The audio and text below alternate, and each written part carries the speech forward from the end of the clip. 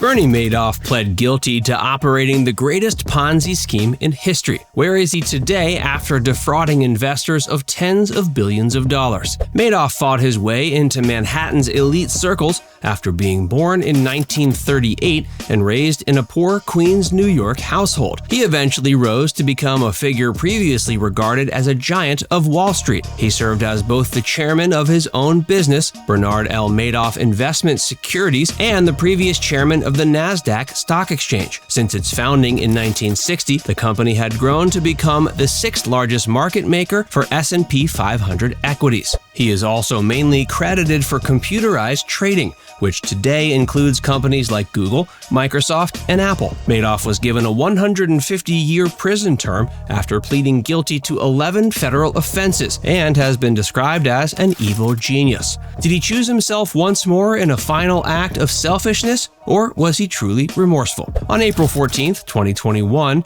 the disgraced banker passed away while incarcerated in Butner, North Carolina at age 82. His cause of death was identified as hypertension, atherosclerotic cardiovascular disease, and chronic kidney disease, according to a death certificate that TMZ at the time was able to obtain. He was recorded as having died naturally due to his senior age. His corpse was incinerated. The CEO of Bernard L. Madoff Investment Securities led a lavish lifestyle for at least 17 years and may have been longer while generating steady returns for his investors. In addition to owning opulent apartments in Manhattan, an $11 million estate in Palm Beach, a $4 million house on the tip of Long Island, a property in the south of France, as well as taking advantage of private jets and yachts, he, his wife Ruth, and their children simultaneously lived the high life. These investor returns turned out to be a complete hoax.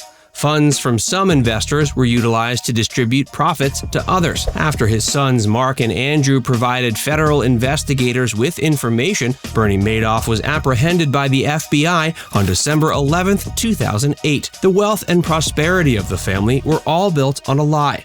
A massive Ponzi scheme that was imploding under the weight of the 2008 financial crisis, according to documents that the FBI submitted at the time of Madoff's arrest. Madoff had explicitly admitted this all to his sons. When Mark and Andrew sought legal advice right away, they were informed that they needed to inform the authorities about their father's confession. Madoff was detained in his Manhattan penthouse the very following day and charged with money laundering, perjury, wire and mail fraud, and securities fraud. According to Monster of Wall Street director Joe Berlinger, of course, greed was some element, but I don't think he was blinded by greed. He was a struggling young man from Queens who longingly gazed across the Hudson River at Manhattan. He aspired to greatness and simply enjoyed being the boss and having success. One of the reasons the Ponzi continued and intensified was that his actual firm was in danger of failing, so he utilized the Ponzi money to support it because he wanted to become Mr. Wall Street, a sense of ego and belonging to the elite group of wealthy men who control the world. He was more concerned with position and status than with greed.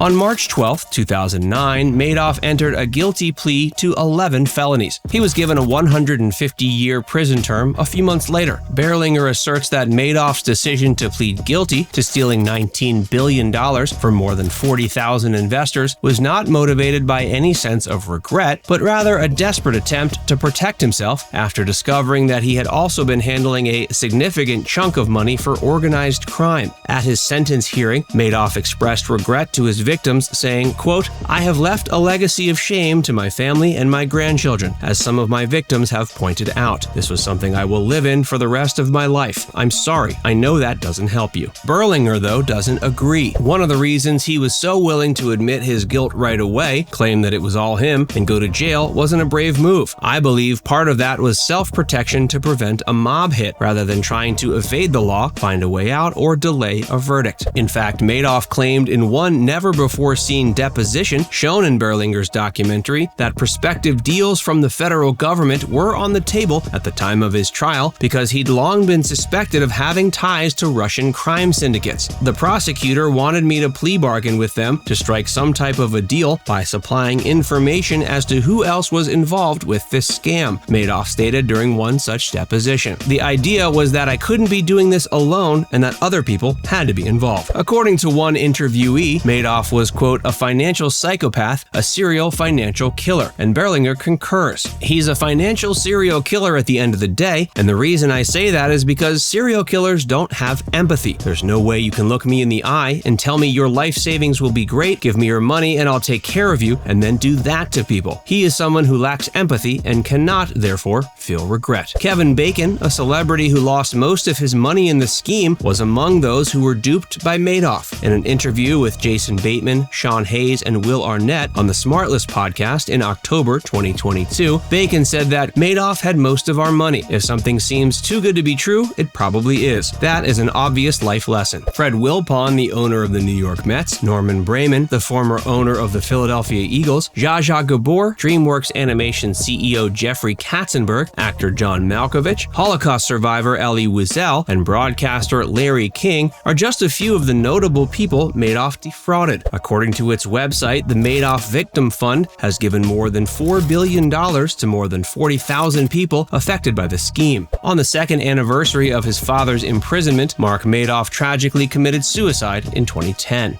The other son of the notorious banker, Andrew Madoff, went unexpectedly in 2014 at the age of 48 after being treated for mantle cell lymphoma and aggressive illness. He once called his father's operation, quote, a father-son betrayal of biblical proportions. Thank you for watching, and if you like our content, please consider subscribing to KABOOM. We know it's a big ask, but hear us out. Subscribing to our channel helps support us and allows us to keep making more financial content like this, which is great because we absolutely love sharing it with you. Any thoughts on this video? Please comment down below, and we'll see you next time.